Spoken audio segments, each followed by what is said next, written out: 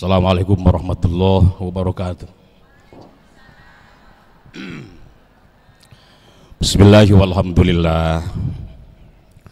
Wassalatu wassalamu ala Rasulillah Sayyidina Muhammad ibn Abdillah wa ala alihi wa ashabihi wa man tabi'a hudah. La hawla wa la quwwata illa billah. Al-Fatihah ala niyatil qabul wa tamami kulli sulin wa ma'mul wa ala salahis sa'an zahiran wa batinan wa annallahal karim yaftahu alaina futuhal arifin wa yafaqihuna fid din wa yarzuquna kamalal ikhlas wal yaqin wa ala niyatin annallaha yaghfiru dhunubana wa dhunuba abaina wa masyayikhina wa man ahsana ilaina ila hadrati sayyidina rasul Muhammadin sallallahu alaihi wasallam wa ala alihi wa ashabihil kiram thumma ila ruhi muallifi hadal kitab wa muallimina. Al-Fatihah. A'udzu billahi minasy syaithanir rajim.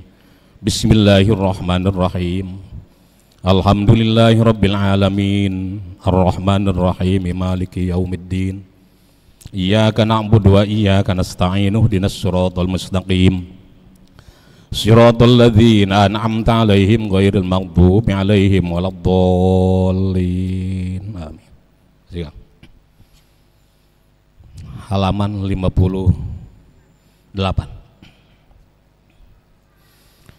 Wa bis sanadil muttasili ilal imamil muallif rahimahullahu taala wa adaman naf'a bihi wa bi barakati ulumihi bid daraini amin. Qala wallati takhafuna nusuzahunna fa'idhuhunna.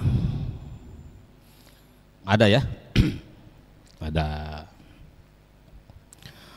Wallati takhafuna nusuzahunna, terhadap para istri yang kalian mengkhawatirkan melakukan pembangkangan. Nusuz itu membangkang, ya. Apa? Oh itu. Iya kali. Bahasa Jawa ya.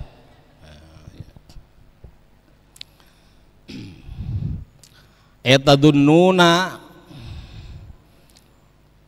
yakni kalian memiliki apa? Prasangka yang kuat akan nusudnya mereka. Ibaghdhuhunna lakum, dalam bentuk membencinya mereka terhadap kalian. Ini maksudnya terhadap laki-laki ya, terhadap suami ya.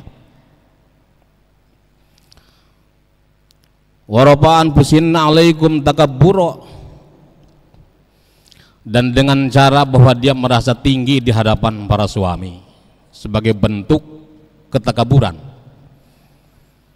Jadi berarti salah satu bentuk dari pembangkangan atau nusuz adalah ketika seorang istri membenci suami dengan benci yang tidak memiliki alasan secara syara. Kalau bencinya benci beralasan sih memang harus, tapi yang dibenci adalah bagian dari sifatnya, bukan orangnya. Orang-orang pada sholat maghrib ini melegen aja depan catur, hadapin papan doang dihadapin, itu benci, timbul tuh kebencian dari seorang istri. Artinya kan seharusnya saat itu dia sedang melakukan sholat, ngapain masih main gitu kira-kira ya. Benci terhadap kelakuannya, jangan benci terhadap orangnya gitu. Soalnya gini, ada alasan membenci dan menyayangi seorang istri terhadap suami itu memang berbeda-beda ya. Berbeda-beda. Ada seorang istri benci dan sayang pada suaminya dari lantaran sifat yang melekat di dalam dirinya, entah berupa kebaikan atau sebaliknya ya. Ada juga hal-hal lain dari lantaran pamrih terhadap persoalan dunia gitu. Jadi istilah anak-anak muda, ada uang abang disayang. Kok jadi apal istilahnya ya? Kagak ada uang abang ditendang gitu. Ya berarti ada yang begitu ya. Itu berarti pamrih ya. Padahal kita diperintahkan oleh agama untuk meletakkan kecintaan dan kebencian didasarkan pada karena Allah Ta'ala. Istilahnya al-hubbu fillah wal bughdu fillah. Mencintai karena Allah, membenci karena Allah. Dan itu menjadi salah satu orang yang nanti di akhirat bakal memperoleh naungan dari Allah Ta'ala di bawah naungan arasnya pada hari yang tidak ada tempat bernaung kecuali di situ ya. Jadi tahabba fillah wa taqabbadu billah ya. Sehingga kalau kebencian dan kecintaan didasarkan pada hal lain menjadi bergeser dari hal yang sesungguhnya harus dia lakukan sebagai atau dalam hubungan sebagai suami istri. Tugas suami ketika melihat ada gelagat-gelagat atau korenah pada sifat seorang istri untuk melakukan nusuz ini pembangkangan dalam model yang mana aja dari contoh yang disebutin tadi ya, entah dengan cara membenci atau dengan cara merasa lebih luhur, lebih hebat dari suaminya gitu ya. Fa'idhuhunna,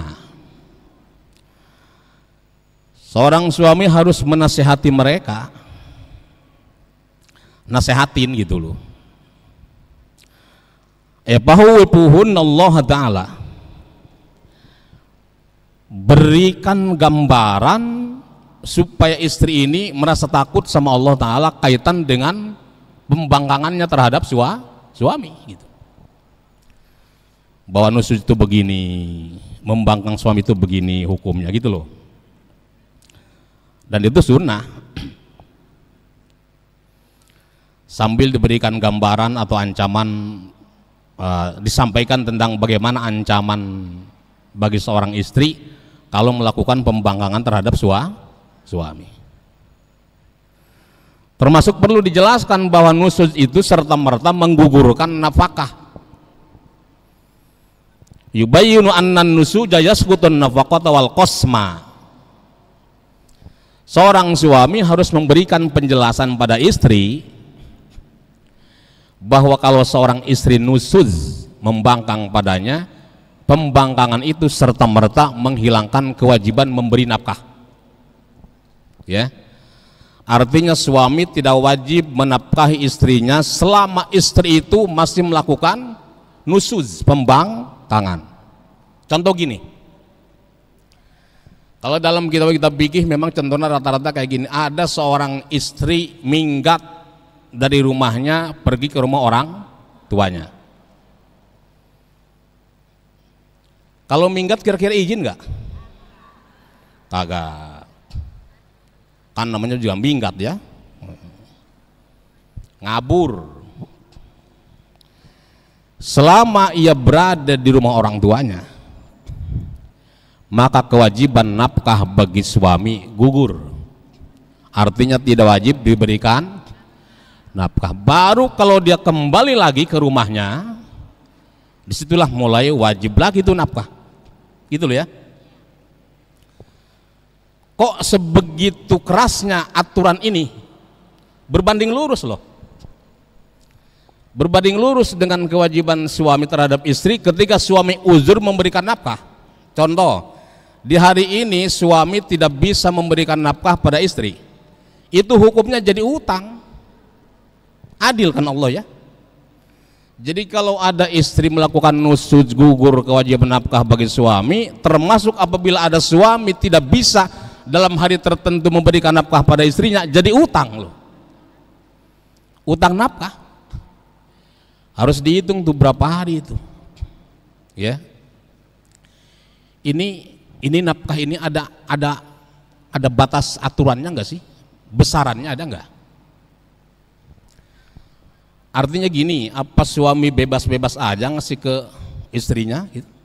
Ya kan? Atau ada batas kewajiban tertentu yang harus dipenuhi oleh suami? Ibu-ibu rahimakumullah, menjadi bagian dari cara agama memuliakan perempuan, dalam hal ini adalah istri. Seorang suami wajib menyesuaikan diri terhadap kepentingan istrinya. Gitu loh ya. Kalau dia dapati istrinya sebagai seseorang yang memang tipenya punya pembantu, suami harus mengusahakan seorang pembantu buat istrinya. Wah, ini istri saya dari kalangan orang-orang yang rada-rada tinggian dikit dah ya. Bapak emaknya juga punya pembantu gitu kira-kira ya. Sediain dah buat itu.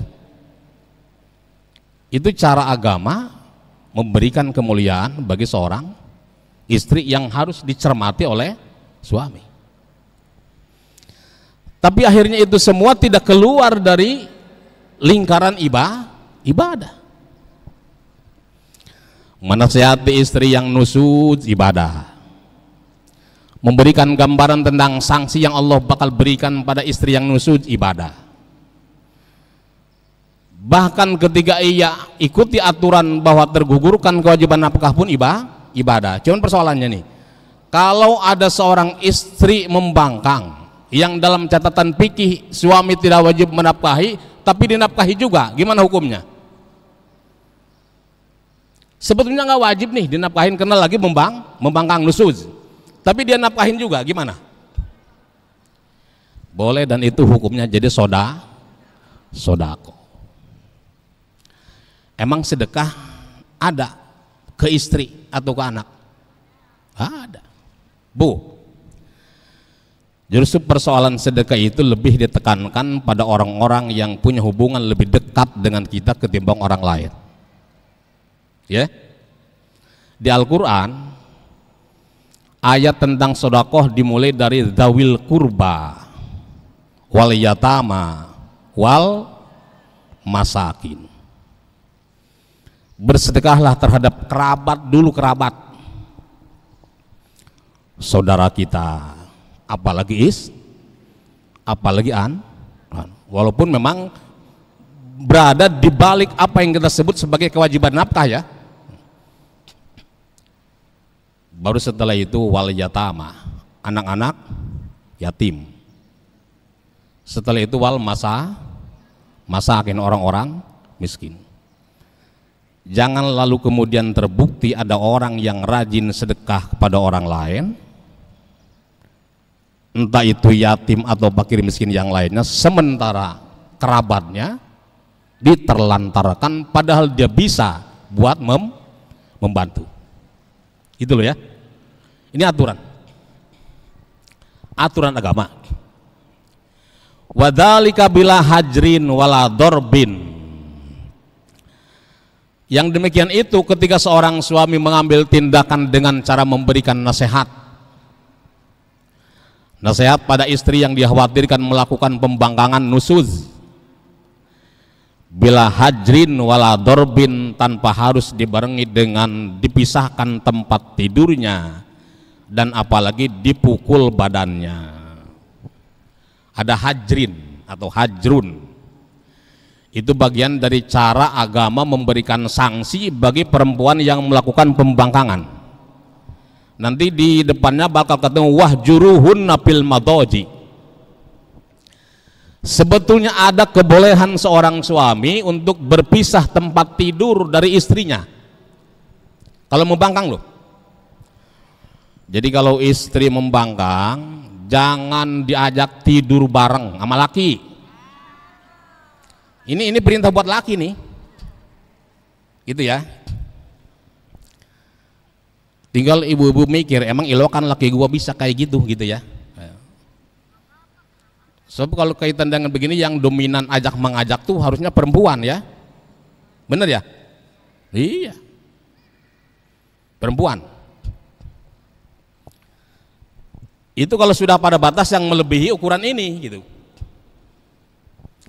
Tapi kalau memang sudah diambil cara lain seperti menasehati, memberikan gambaran tentang sanksi yang bakal Allah berikan, memberikan gambaran tentang meletakkan hukum bagaimana hukumnya seorang istri yang nusuz, tidak boleh dibarengi dengan hajrin wala darbin, tetap tidur bareng-bareng aja ya, supaya dengan begitu barangkali sedikit demi sedikit la'allaha tubdi udron aw tatuba amma jarau minha bighairi udrin.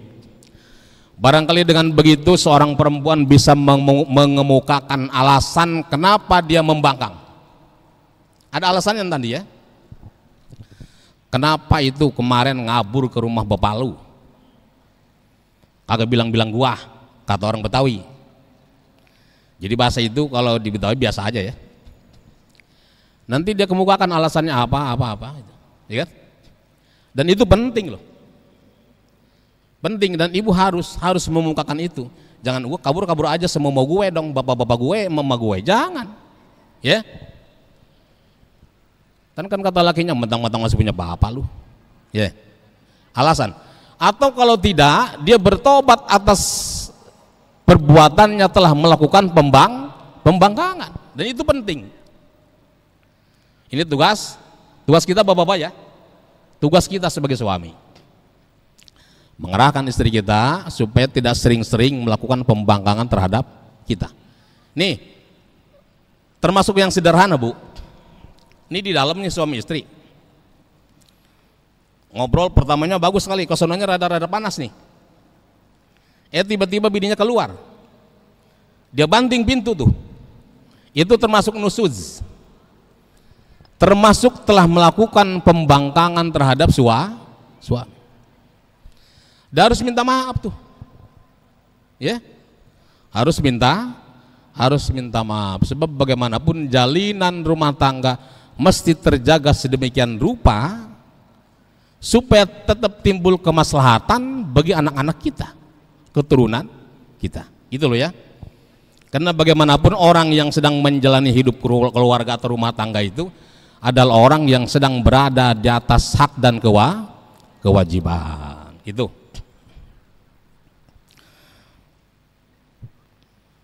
Wa yustahabu ayyad quraha ma fi sahihaini min qaulihi sallallahu alaihi wasallam idza ba'atadil mar'atu hajratan firasha zawjiha lanat hal malaikatu hatta tusbiha. Seyogianya atau dianjurkan bagi seorang suami agar mengingatkan istrinya dengan satu hadis Rasulullah sallallahu alaihi wasallam yang terdapat dalam Sahihain, Sahih Bukhari Muslim. Ini berarti suaminya yang tahu hadis. Ya kalau yang suaminya gak tahu hadis, gimana kira-kira ini? Ya nanya dulu dah, ya, ma yang tahu. Setelah dia nanya, dijelasin depan bini. Apa kata Rasulullah Sallallahu Alaihi Wasallam? Idza batadil mar'atu hajratan firasha zawjiha. Apabila seorang perempuan tidurnya sengaja memisahkan diri dari suaminya, agak mau bareng laki tidur, ya alasannya macam-macam. Kalau laki biasanya kalau kagak mau bareng tidur sama bininya, kenapa alasannya? Bau balsem atau kalau nggak bau autan. Nah kalau perempuan apa alasannya coba? Nah itu dia. Ngapa kagak tidur di mari? Berisik apaan? Ngorok katanya. Buktinya mana? Iya kan? Rekam dong biar kita percaya. Iya ya, laki-laki rata-rata ngorok ya. Itu ngorok itu pertanda masih hidup ya. Itu harus syukur loh. Kalau ada seorang suami tidurnya ngorok, harus syukur. Tandanya dia masih hidup. Ada orang yang ngoroknya aneh. Orang kaya,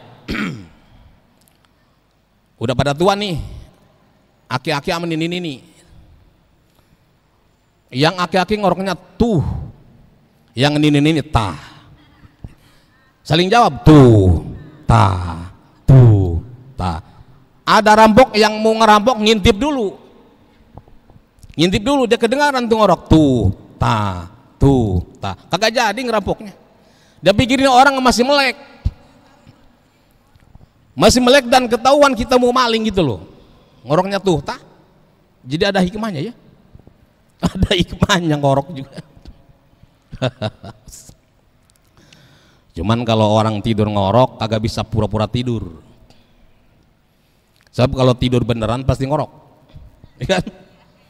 Jadi kalau dia pura-pura tidur nih, disuruh masangin gas pura-pura tidur, harus sambil ngorok-ngorokan, biar dikira bener tidur loh.